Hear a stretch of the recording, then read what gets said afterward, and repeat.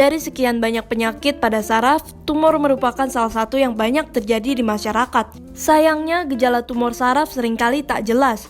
Namun jika dibiarkan, tumor ini bisa menyebabkan gangguan saraf yang semakin serius.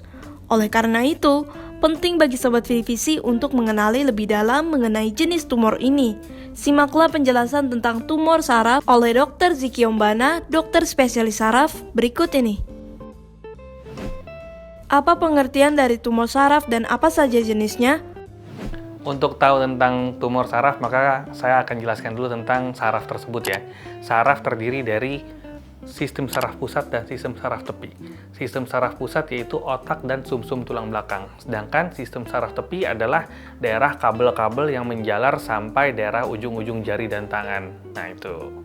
Kemudian tumor adalah suatu pertumbuhan abnormal dari sel-sel tersebut. Jadi apabila terjadi gangguan pertumbuhan sel pada otak, terjadilah tumor otak. Kalau memang terjadi gangguan pertumbuhan sel pada sumsum tulang belakang, terjadilah tumor medula spinalis, atau pada saraf tepi, terjadilah tumor saraf tepi.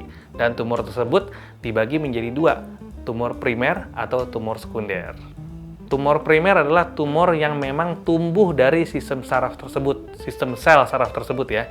Tapi kalau tumor sekunder adalah tumor anak sebar. Artinya mungkin seseorang tersebut memiliki kanker paru atau kanker usus besar yang menyebar ke daerah sistem saraf. Apa penyebab tumor saraf? Penyebab tumor saraf sebetulnya sama dengan penyebab tumor-tumor lainnya, yaitu di mana seseorang memiliki bakat genetik terjadi pertumbuhan abnormal dari sel tersebut. Tapi jangan khawatir, karena setiap orang juga memiliki suatu sistem untuk menekan pertumbuhan tumor. Tapi karena satu dan lain hal, maka sistem tersebut tidak dapat menekan pertumbuhan tumor.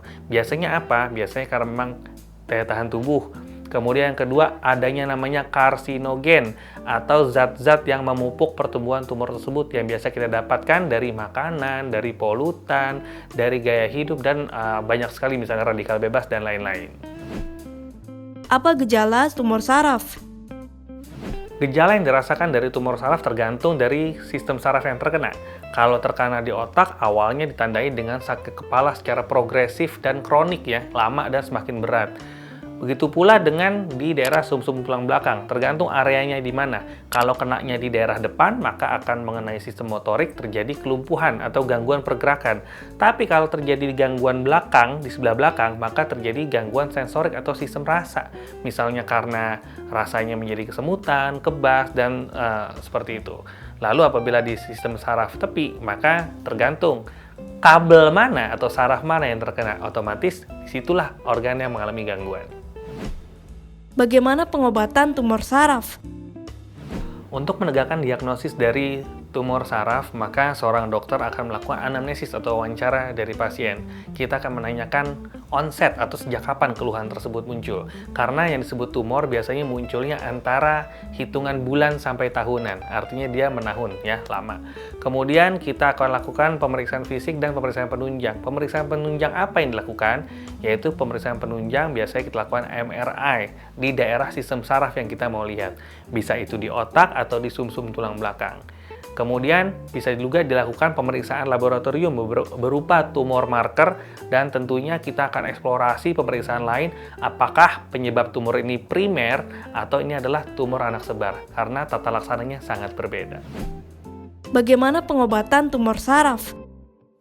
Pengobatannya itu dibagi menjadi beberapa sebab gitu loh. Misalnya kalau ternyata tumornya tumor primer, itu maka dioperasi adalah suatu tindakan yang sangat memiliki memiliki harapan hidup yang sangat baik. Tapi kalau memang tumornya tumor sekunder karena anak sebar, mungkin bisa dilakukan operasi pada kasus-kasus tertentu, tapi secara umum pemberian pengobatan seperti radioterapi atau kemoterapi itu lebih dipilih untuk tumor yang sekunder.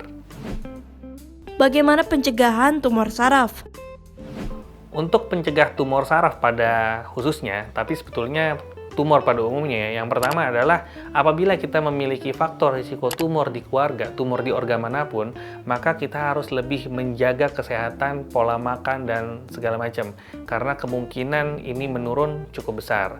Yang kedua, kita harus hindari makanan-makanan yang memiliki karsinogen. Misalnya, makanan-makanan mengandung arang atau gosong ya. Kemudian makanan-makanan mengandung pengawet, nah seperti ini. Dan makanan-makanan juga yang mengandung logam bebas seperti logam berat seperti merkuri dan sebagainya. Jadi kondisi-kondisi ini sebaiknya dihindari. Dan tentunya karsinogen lainnya yang terutama banyak dalam tembakau atau rokok. Sekian pembahasan mengenai tumor saraf. Saya Dr. Ziki Yombana, spesialis saraf. Sampai jumpa di pembahasan selanjutnya.